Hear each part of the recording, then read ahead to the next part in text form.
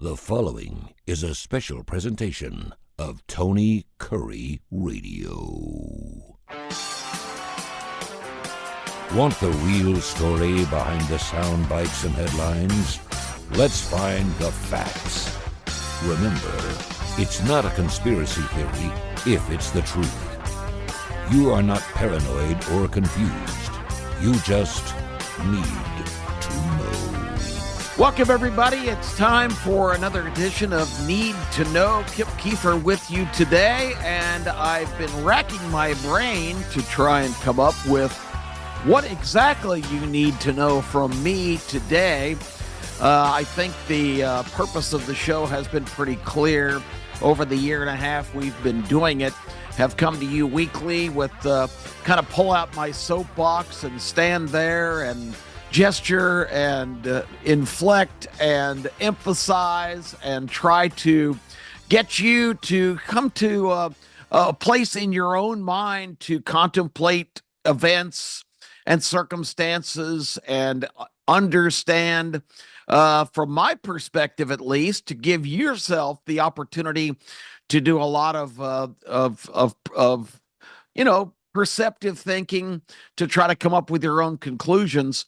And I think looking back on the last year and a half from where we were mired in kind of a spinning wheel of absurdity, where a lot of people's different personal missions were being fulfilled at the expense of many of our citizens, where they were telling us that we have a great economy, but we are going to the grocery store and spending $75 for a bag of groceries that just 2 years ago cost like $40.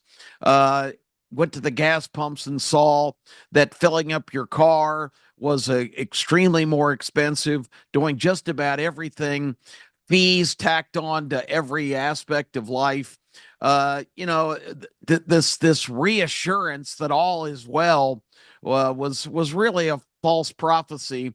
And I'm really proud of the American people recently for stepping up. So with all that being said, since we have kind of reached that point, and it's, again, I'm certainly not taking a bow. I think you would be hard pressed to find anything that I've told you in this year and a half that really has not kind of rang true and has not resonated with a lot of people. I wish I could feel personally responsible somehow, or even that I'd contributed to us kind of taking the important correction of course.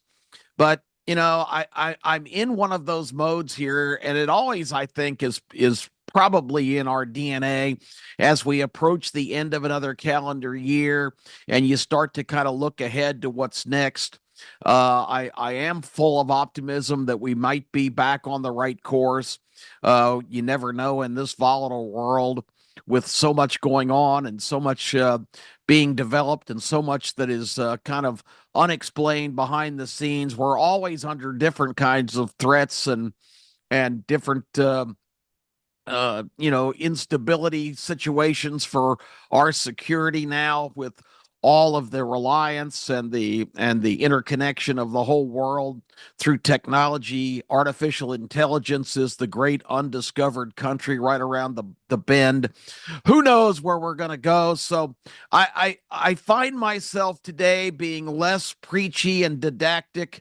That's a good word. I'm always proud to whip that one out, which basically means preachy.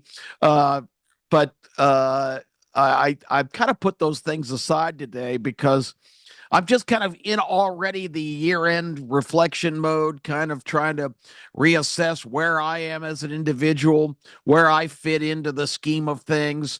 And I've just got a bunch of random thoughts. So I guess what this need to know today is going to be is kind of the ultimate grab bag. So buckle your seatbelt. I may take you places that'll entertain you, maybe inform you a little bit, maybe give you a little bit of perspective.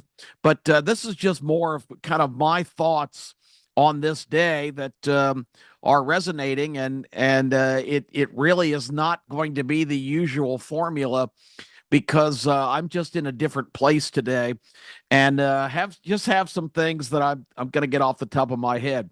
First thing I want to do is my bitch of the day. Uh, Many of you may realize, many of you may not. I was dealt a pretty bad card back in about 2011. I had an incident with my optic nerves, which are the basically antennas in the back of your eye socket. When your eyes take in a vision, it gets transmitted to that set of nerves that's called the optic nerves, that basically is the transmitter to the brain. And I had some situations where I had been the ultimate dumbass. I'll just go ahead and be very frank with you, where I had probably not had any medical care, hadn't been to a doctor in many years.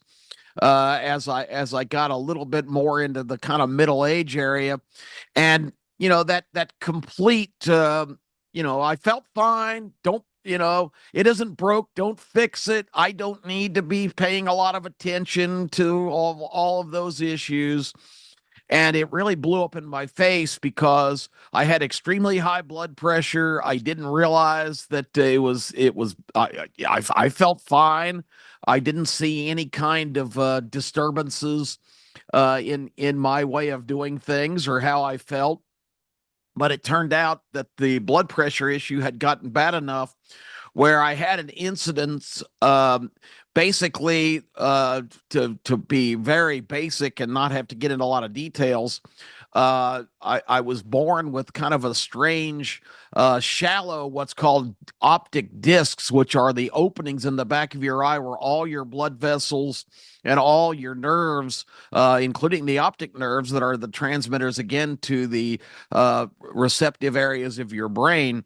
It was not as defined as some other people's, and it was a lot more convoluted. So I was prone to a condition called NAION, which is non-arteritic ischemic optic neuropathy, which is basically not enough blood flow to service that area of your body, especially in high blood pressure situations where these are tiny little capillaries and little just minuscule tiny little vessels.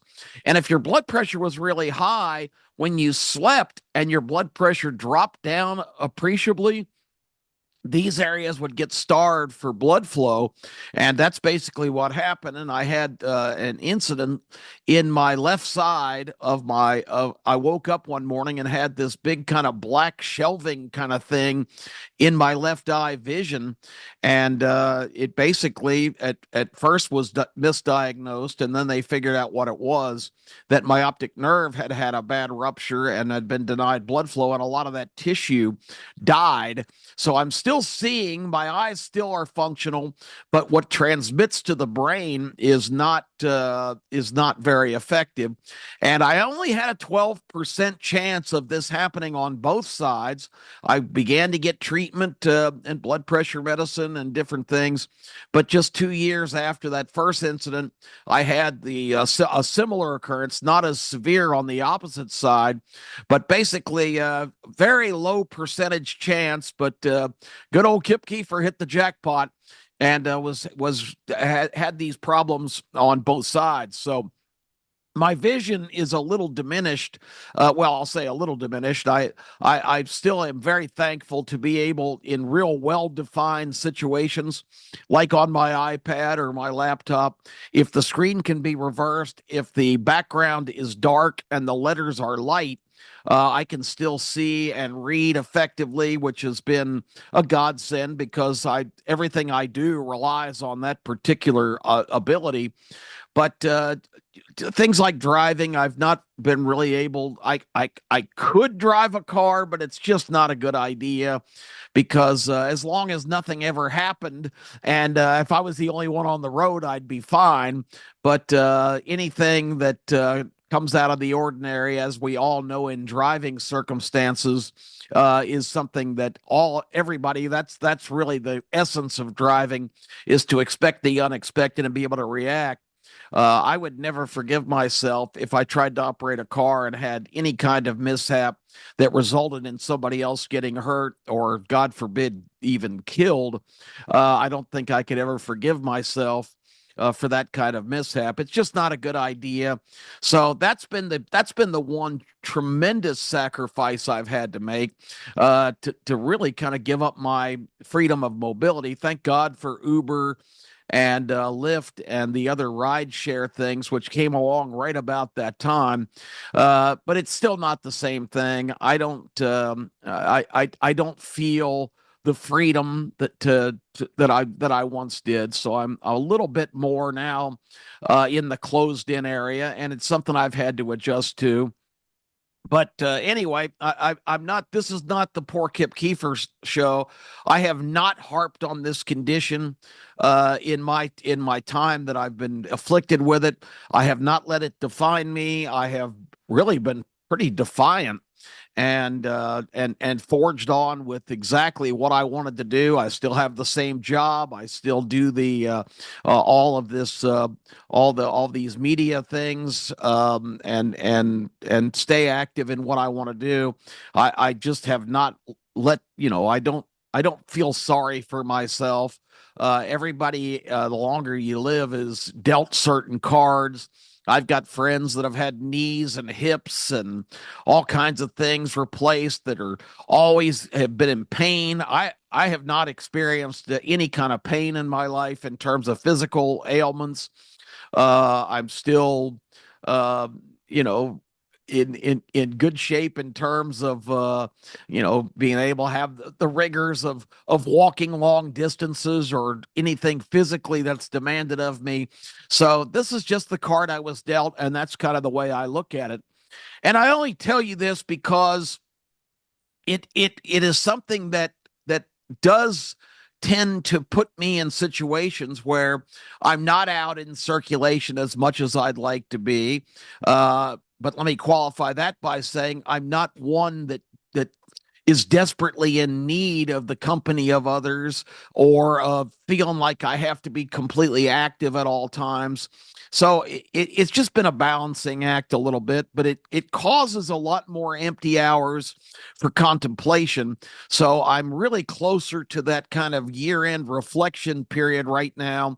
I feel like my work here for 2024 is pretty much done.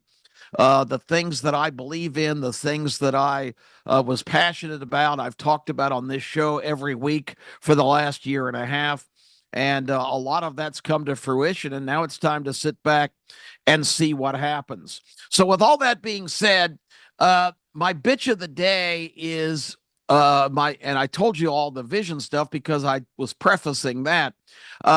I'm very, very reliant. I don't believe in just turning on the TV and listen to somebody else drivel on and tell me what to think. I've made that clear to you on this show for a long time that that is not the goal. I do not want to tell you what to think. I want to help you think for yourself by arming you with information that maybe you hadn't considered or maybe haven't come across. But I'm really getting into a period where I'm frustrated more and more every day because with my vision being subpar and my ability to be able to kind of discern and decipher different things, when I click on to a website or a place to get information, and the first thing that happens is some giant ad comes up, some pop up that wants to divert me. Consider doing this. Today, I'll give you an example. I like to check with my ESPN page because I have a lot of sports going on. I'm proud to say that I've got two programs here on weekends that focus on college football. Kip and Terry Game Time on Saturday morning and the morning after, and our eighth season on Sundays. Our shows on the weekend here on college football have been exceptional this year, especially these last couple of weeks leading up to the championship games on Saturday. And on Sunday, the morning after, yesterday, as we recorded on the following Monday now, yesterday on Sunday morning, that show, there's 7 lines in the Jocks studios at 94.5 FM Birmingham here. All 7 lines lit up from the moment we came on the air at 9 a.m. on Sunday morning. This is Sunday morning now, not exactly prime time for talk radio. All 7 lines lit up when we came on the air yesterday, and all 7 lines absolutely full for the entire course of the 2-hour show till we signed off at 11 o'clock, right before the college football playoff announcement. And I know a lot of you here locally are disappointed that Alabama was snubbed, left out, unfairly so, in my opinion, but that's another subject for another day. But the bottom line is we're doing great work, and it's very satisfying. And but in the larger scheme of things, one of the places that I'm really struggling with today is just trying to kind of assess all the things I do in my professional career, because I have a real job as the executive director of the Birmingham Racing Commission. We got a lot going on there right now, and that stuff takes up a lot of my time, of course, because it's my predominant job. But all of my media enterprises, all the different things that I'm involved in, you just kind of wonder, and maybe again, it's too many empty hours, it's too much time kind of sitting around, but you wonder about, why am I doing this? What kind of impact am I making? Any at all? Or is this just me having some kind of outlet to exercise my time? What's it all about? I mean, what's the purpose? Is it purposeful? Is it benefiting anyone? Is it paying off in any way? You really don't hear a lot of the feedback or the impression you're making or not making. So it especially when a lot of my time spent in sort of isolation, exile, I guess you can say. And it's governed a lot by circumstance, but it's also a lot of my own doing, because I've just never been anybody who needs to be out and about all the time. But the time of reflection in these circumstances is something that I don't know if it's really a good thing or a bad thing. When you're in love with doing what you're doing, in love with pursuing your passions, pursuing your dreams and what you desire, and frankly, when you're in love with someone else and you're kind of left alone, it really kind of causes you to have a lot of time for reflection and perception and just trying to kind of make sense of it all. Is it worth it? Why am I doing this? Why am I thinking this way? Why am I built this way? So I've got a lot of those kind of thoughts on my mind today. And I understand if you're tuning in and you want to hear my usual political rantings. The pop-ups, as I mentioned, are just maddening because it keeps me from getting to where I want to be. And a lot of times I can't figure out how to get rid of the stupid things to kind of start and kickstart all the things that I need to kind of get the perception I need to function every day. So I had 2 different ones this morning right off the bat. One of them on my ESPN site, some kind of Disney solicitation, and I am not high on Disney right now. I think it is a perfect example of a corporation that's gotten way out of its lane. It's lost its way. It's become this kind of holier than thou. This is how you should think. This is how you should feel. We're going to change all the things that we are noted for to try to reflect our new kind of woke modern day vision. I'm not big on Disney. The last thing I want to do is see a solicitation, and there's no place to escape from this thing. The only outlet is push this button for a sneak preview. I don't want a damn sneak preview. I don't want to see it. I'm not interested in it. Whatever they're selling me, some kind of whole entertainment package. I've got more things in my little world here in terms of entertainment I can access and all these different services, and there's 500. It drives me absolutely crazy that ball games now are not on regular networks. They're on all these weird places that I mean, I have them, but I really don't know how to get to them, whether they're on Hulu or Prime or, Amazon, or I guess that is Amazon Prime, but YouTube. I mean, there's ball games on all these bizarre places. So I don't need a more complicated world at this stage. And so that's my bitch of the day. The other thing that I will say that is topical is with the coming agenda, the Trump administration coming in, really turning the page, going to overhaul government, going to do what the most logical thing is: secure our border and keep people from pouring into our country illegally.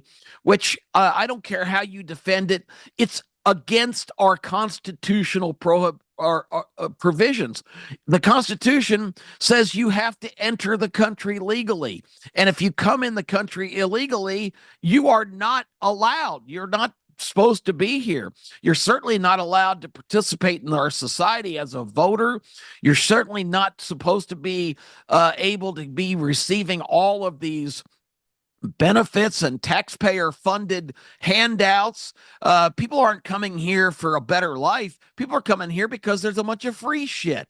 And it's really frustrating to hear these liberals, mayors mostly, but governors also, saying that when this policy and the first policy is not only closing the border, but is to get out of this country this gigantic criminal element, which some experts even are saying is in the hundreds of thousands of people that have either been already convicted of a violent crime, already accused or indicted for a violent crime, that are still walking the streets here, and people that are taking part in all these organized gang activities, whether it's MS-13 or Tren de Agua.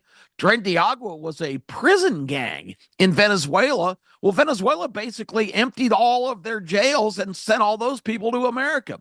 So we have imported all of this criminal element, who now are set up in almost every major city, including New York, all the way out to Denver and points beyond.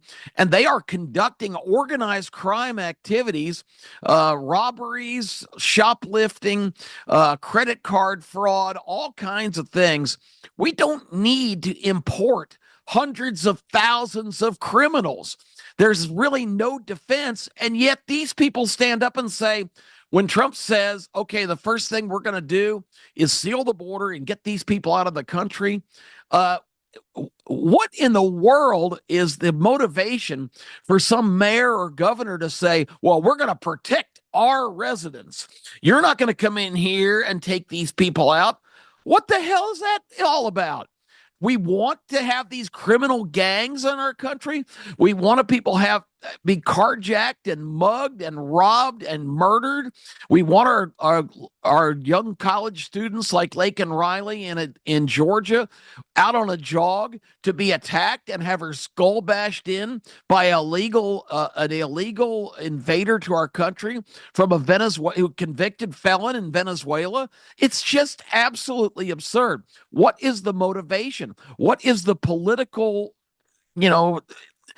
Gavin Newsom saying, well, this is going to be disastrous deporting these people because you're going to see prices go through the roof, because who's going to do the labor and cultivate the crops and pick fruit and all that stuff? This just in, Gavin. People in criminal gangs in big cities aren't going to be picking fruit. That's not the target. It's getting this criminal element out of this country. And when mayors and governors stand up and say, we are not going to cooperate with ICE and the federal government in rounding up these criminals, these convicted felons, and getting them the hell out of our country, that makes no sense whatsoever. So that's my only rant of the day. That's what's been on my mind. I want to conclude with some things to kind of give you a little bit of a perspective of where I am. And a lot of the things that I really kind of lean on are things that you probably would find kind of interesting. There's a Billy Joel song, one of it, really very obscure song, wasn't a hit at all. But I think it really sizes up kind of where I am right now. And the lyrics of the first verse and the chorus go like this. While in these days of quiet desperation, as I wander in this world in which I live, I search everywhere for some new inspiration, but it's more than cold reality can give. If I need a cause for celebration or a comfort I can use to ease my mind, I rely on my imagination and I dream about imaginary times. And the chorus is, oh, and I know that everybody has a dream. Everybody has a dream. This is my dream, my own, just to be at home and to be all alone with you.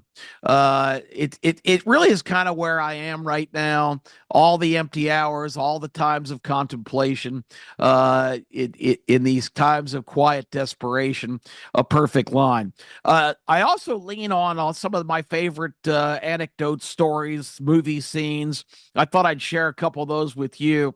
There was a Ronald Reagan speech way back when and there's a lot of Ronald Reagan speeches that were classic, but I always thought this one was funny, and it really doesn't apply to my situation as much, but I think it's a great commentary on where we've been as a country and where I've been as an individual talking about our country.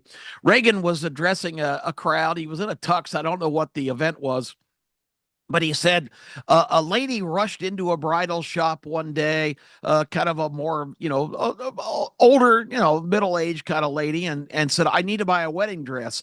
And the lady goes, oh, okay. What kind of wedding dress? She goes, the full thing, the whole white thing, the train, the veil, all of all the trimmings, the traditional all white wedding dress. And the sales lady goes, well, I don't want to offend you, but you look, this is your first marriage? She goes, no, this will be my fourth.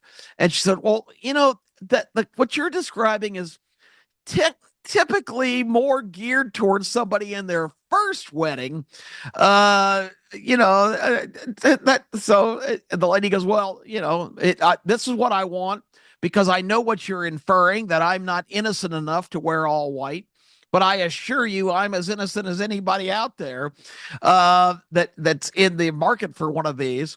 And the lady said, well, please explain it. She said, well, my first marriage, my husband was so worked up and the excitement of the day was too much for him. When we checked into our honeymoon hotel, tragically, he suffered a cardiac and passed away. So my second marriage, she said, we got married. We were in the limo heading for the reception, and we got into a terrible fight. At the next stoplight, I got out of the car, slammed the door, never saw him again, got the marriage annulled. She goes, well, what happened in the third marriage? And she said, oh, that one. That one just ended after 4 years. I married a Democrat. And the Democrat that was my husband every night came into the bedroom, sat on the edge of the bed, and told me how great things were going to be. It just makes me laugh to think that story. So she was going to go to the traditional route for her fourth marriage because the Democrat kept telling her how great things were going to be. That one makes me laugh every time, and I always like telling it. Another one of my favorites is Winston Churchill's story back when he was, of course, the Prime Minister of England during the Great World War II, and his leadership and grit and never give up attitude is what propelled the British people through an absolutely nightmarish situation. But he had a lot of political opponents. A lot of people, just like we have today, wanted to kowtow to Hitler and the Axis powers and kind of give them everything they wanted. And of course, Churchill was just absolutely defiant. One of his chief political opponents was married to this real official kind of, royalty, you know, duchess or something. And he was actually at a reception at her home uh, for meetings with her husband, a political opponent, and others. And she could not hide her contempt for him. And he said, "Madam, I get the idea that you don't care for me very much." And she said, "Mr. Churchill, if you were my husband, that tea I just served you probably would have poison in it." And he said, "Madam, if I was your husband, I would most surely drink it," which I always thought was a hilarious line.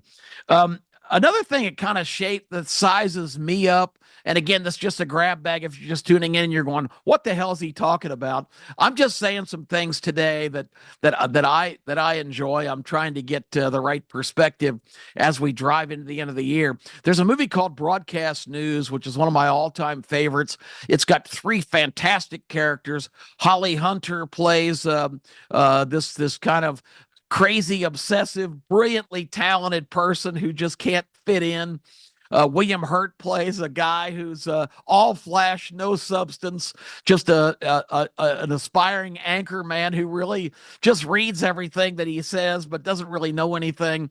And Albert Brooks, who plays this just delightful, complicated guy that can do anything, is just multi-talented. But again, just another kind of misfit because just the way he conducts himself and the way he thinks about things is so unusual. And all three characters, uh, it's funny because I identify personally with proclivities of their personality from all three. But there's a scene in the movie that is one of my all-time favorites because it puts in perspective. And I'm not saying this to be arrogant, but there's just a certain frustration you get for having a certain kind of personality and a certain kind of belief in your own intellect and just the constant quest for knowledge. But there's a scene where all of the crew from this news organization in Washington are at a reception, and a big breaking news story happens on a Saturday afternoon, and they've got to rush back to the studio to put together a special report. And the big wig boss from New York happens to be in Washington for this event, and he takes charge to organize the team that's going to put this special report together that centers on some kind of a naval attack in Libya by some fighter jets on an American force. Anyway, that's not the important thing. He's putting the team together and he's barking out who's going to be needed. And he doesn't mention the Albert Brooks character, who's the best reporter and probably the most knowledgeable guy on the subject, because again, he doesn't really have any flash. The network TV people don't really think he's very charismatic. So he wants to use the William Hurt character, who knows nothing, to be the anchor of this special report. And Holly Hunter, who's going to be the executive producer of it, pulls this big executive outside and says, you are just making a terrible mistake. You can't give this job to him. He's just not ready for it. He's we need to use someone else." And the executive says, "Well, I don't agree. We think this is a great opportunity for him to have his coming out and really establish his credibility." And she said, "Well, you're just that it's the wrong decision." And he says to her, "It must be nice that you're always right. So I'm right and you're wrong." And she can't say it. She just kind of nods her head. And he goes, "It must be wonderful to always believe that you know best, to always think that you're the smartest person in the room." And the camera goes tight on Holly Hunter, and she looks at him with this look in her eyes, and she says, "No, it's awful." Uh, that line has resonated with me for so long in so many meetings when I was in my 20s with all these guys that had been in the gaming and racing business and for all their years, all my circles, all my time in media, always kind of getting that same kind of thing where know it all, but if you are in that area where it's the ultimate frustration when somebody will say you think you're the smartest person in the room, and in most cases, that's the case. It's not the easiest way to kind of conduct your affairs.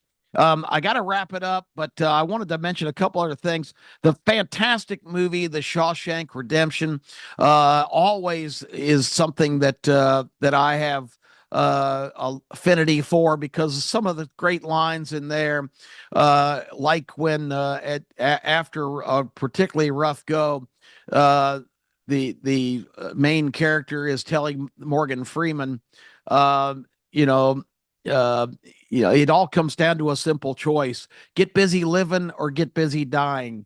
And it's such an amazing thing, because Morgan Freeman goes on to tell him, uh, I don't think you're being very smart to be hoping you're in here and everything else is out there. And Morgan Freeman says, these walls are funny. When you first get here, you hate them, then you get used to them, and after a while, you depend on them. And I kind of feel like that's sort of where I am right now. And I don't like being there. I would like to think that there's more in store for me than all this time of reflection and confusion. And a lot of you might be confused now. Why is he talking about this? I've tried to dispense some advice to you that might be helpful. I'm truly trying to kind of reach out for some therapy of my own today, in kind of explaining where I am mentally. There's a scene too in Forrest Gump when Jenny finally comes back after all the years of Forrest being in love with her, and her just snubbing his advances, in thinking that he's not what she's looking for. She doesn't know what she's looking for. She's been abused by her father. She's just a mess. She goes out to Hollywood, gets all involved in drugs, finally comes back when she's got a terminal illness, and marries Forrest because he's actually fathered her child. And there's the famous scene where they're out walking. They pass by the house that she was raised in with this abusive father, and she just goes into a rage. If you remember the scene, she runs up and grabs all the rocks that are surrounding the walkway, and is throwing rocks with all her might at this house, while just letting out all that frustration and aggression. And she finally crumples to the ground exhausted, and Forrest Gump is standing there, and you hear him in the background saying, sometimes there are just not enough rocks. Which is one of the classic things. A lot of you might be listening to this going, what is he talking about? There's just certain lines that resonate with me and always will resonate with me. And I'll conclude with this. Mick Jagger told us that you can't always get what you want, but if you try sometimes, you just might find you get what you need. I Right now where I am in life, I have what I need. That's not a problem in terms of comfort and satisfaction, and a wonderful family, unbelievably great sons that are doing fantastic things, more great friends than I could ever hope for. But the problem with Kip Keefer in 2024, as we go into 2025, I'm not at the point where Mick was talking about, because right now I need what I want. And that's not a very good place to be. Really, it's a disastrous place, because you're not in control of your own destiny when you need what you want. And that's kind of where I am and what I'm trying to wrestle with. I'm trying to have the right perspective, but I appreciate having the opportunity today to kind of articulate some things that are on my mind, and to give you some things that resonate with me from different mediums of entertainment, and my research and my reading and all the years that I have tried to make myself a more complete, more perceptive person. So hopefully there was a nugget in there somewhere, something that resonated with you. I appreciate the opportunity for me to turn the tables a little bit and talk to you, the listeners, today for a little therapeutic session of my own. I wish everybody the ultimate happiness. We'll be in touch, of course, over the next couple of weeks leading up to the Christmas season. It's been an amazing year in 2024, and I'm privileged to be here on TKR, coming to you on these programs on Need to Know. Don't have any promises for where I'm going to be next week, but hopefully we'll get back to some substantive things because I just wasn't in that place today. So thank you for bearing with me. Have a fantastic week, everybody. God bless you all and your families in this joyous Christmas season.